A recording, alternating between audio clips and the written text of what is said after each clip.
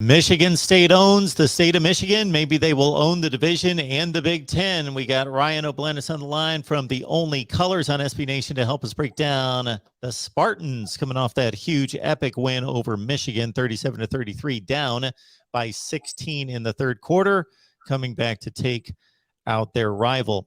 Ryan, how you doing today? Good. Big win this weekend. It's a great game to watch. Yeah, for anybody who just loves college football, just wanted an exciting game between two nationally ranked contending teams, that is all that you could ask for. That was an epic game. It was the best game of the day. Just a tremendous, hard-fought game, exciting game in every possible way. That said, Michigan rolled up 550 yards of total offense, had a what some people might have deemed a commanding lead at 30-14, roughly halfway through the third quarter.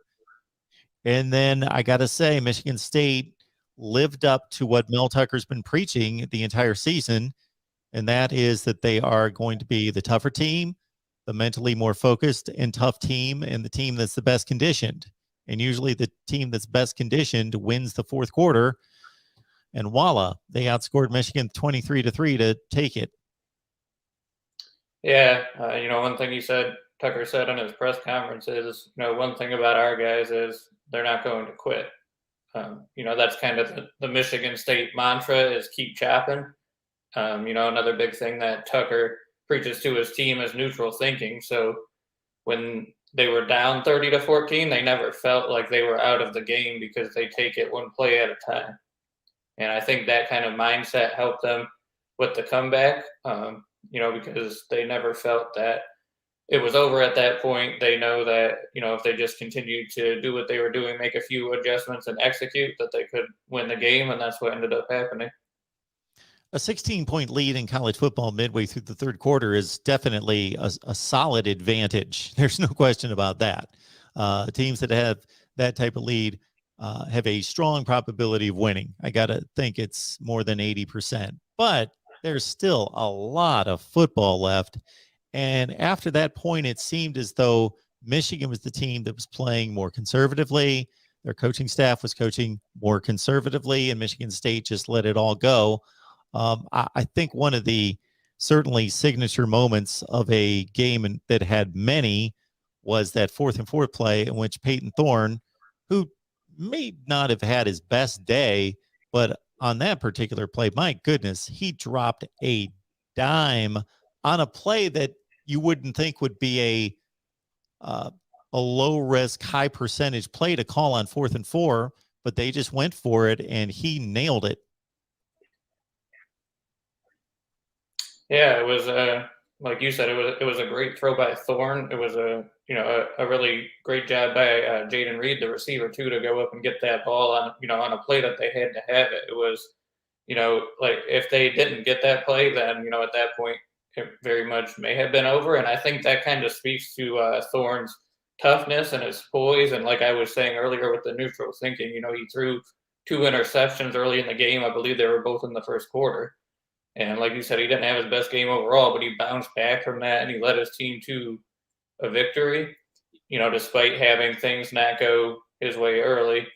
So again, they just kept chopping and, they did what they needed to do to eventually win the game. So, I think that even though Thorne probably didn't play his best, I think that was one of his better games in terms of commanding his team, of leading his team to a win.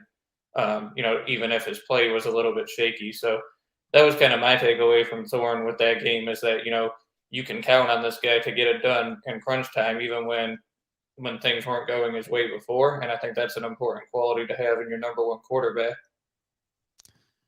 Even though I'm locked in on football statistics most of the day, I also know statistics have shown me that I've seen recently that half of America shops on Amazon, which is ridiculous when you think about the customer service or the customer, portion of the market there. So we know that you're going to shop on Amazon. Christmas is coming. Please use the link that we provide in the description section below. Grab that link. Same shopping experience. Doesn't cost you a penny, and you help us build the channel. All right, we got Ryan O'Blennis on the line. Check out his work and the rest of the crew at The Only Colors. It's the SB Nation platform for Michigan State athletics. The Spartans are 8-0, and they go to Purdue coming up this week. Ryan, when we look at Kenneth Walker, when you talk about Peyton Thorne not necessarily playing his best game, it seems like Kenneth Walker almost always plays his best game.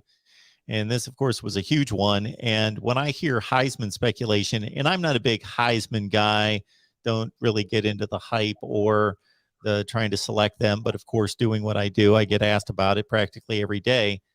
I think this is the guy. Now, that could change in the next 4 weeks. There's still 4 games left to play. But if anybody would cast a Heisman vote for anybody else at this point, I just don't know what they're watching, because he's been phenomenal. Yeah, I totally agree. I mean, at this point in the season, it's hard to overlook. And, Michigan State's never had a Heisman winner. They've never had a Doak Walker Award winner either, which you would think that Kenneth Walker is a shoo-in for that at this moment. But, yeah, in terms of the Heisman, he's still going to have to finish out the season strong. There were a couple games against Indiana and Nebraska where he was battled up, but every other opponent he's just kind of decimated. And Michigan was the best defense statistically that they had faced all year, and he scored 5 touchdowns on them, which was the most that the Wolverines have ever given up in a single game in their history. He had 197 rushing yards. That was, if he is going to have one this year, that was what people would consider his Heisman moment or Heisman game. They're going to look back on that performance against, a really good defense and, point back to that as a reason why that not only should he be going to New York, but he should be a serious, being in serious consideration to actually win the award. And, it's very hard to do to win that. You be the best player in the country and have everybody vote for you to win that trophy. But, to your point, there's nobody else in the country right now who has done what he has done this year. And, I think if he can finish the year out strong, he should definitely be a finalist and probably win it. Folks, join us on Patreon. You get the selections of 20 media members there on a 12-pack of games each week, but you also get my predictions on the top 25, plus 13-5 against the spread last week, and 107-69 this season. So if you do the math, if you know anything about wagering and how much return you get, let's say on a $100 bet, which is typically about $91 on a win, add up 107-69, and it works out pretty well for you. So join us on Patreon, and we've got a whole lot of other things there in addition to the weekly predictions. All right. The defensive effort from a statistical standpoint wasn't great, but I don't think that tells the story. Again, 3 points given up in the final 20 minutes of play, of football play. That's pretty substantial. I think the Charles Brantley play, the interception on Cade McNamara that iced the game, I think that's just indicative of what you see out of this defense. He was playing up.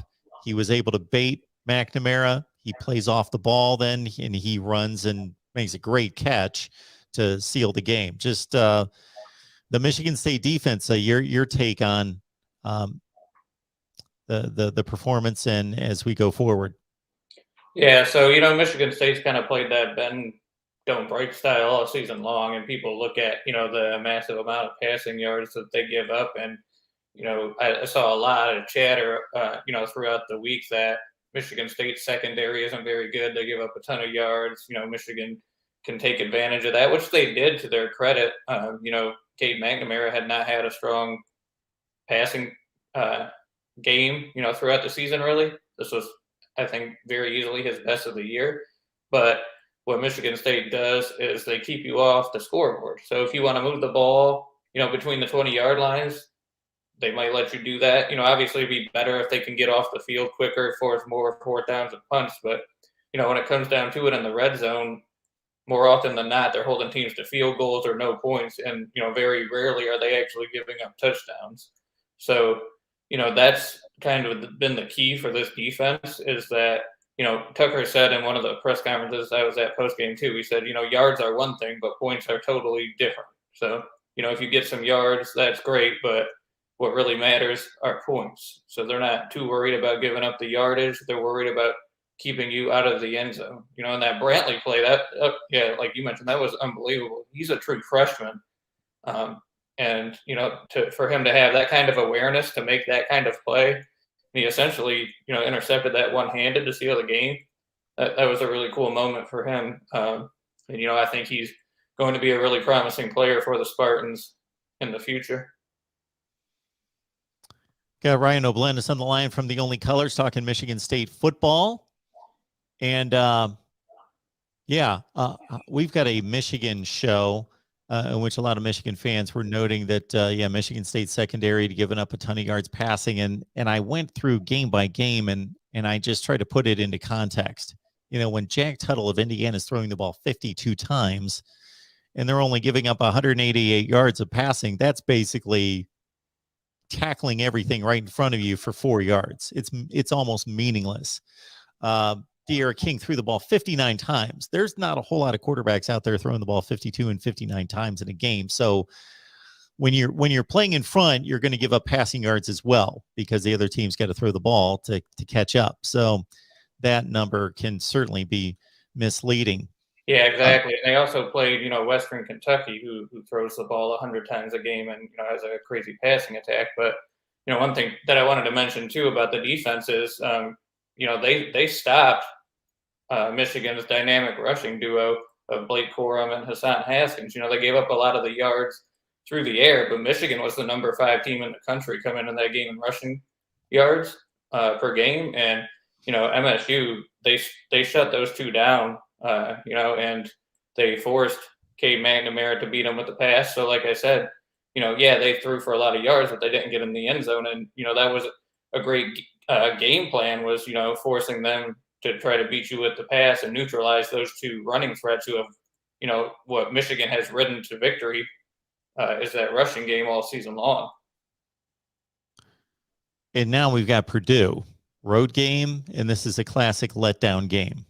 So what I mean by that is I don't necessarily buy into it all the time. Nobody's really shown me statistics on this. This is one of these sports theories that may or may not be true. And I certainly think it holds true sometimes, and sometimes it's overblown.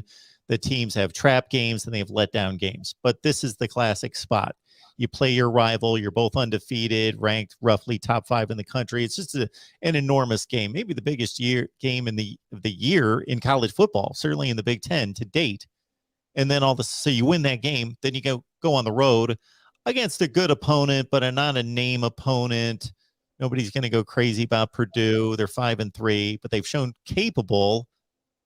And again, this would be the quote unquote classic letdown game. Yeah, I agree.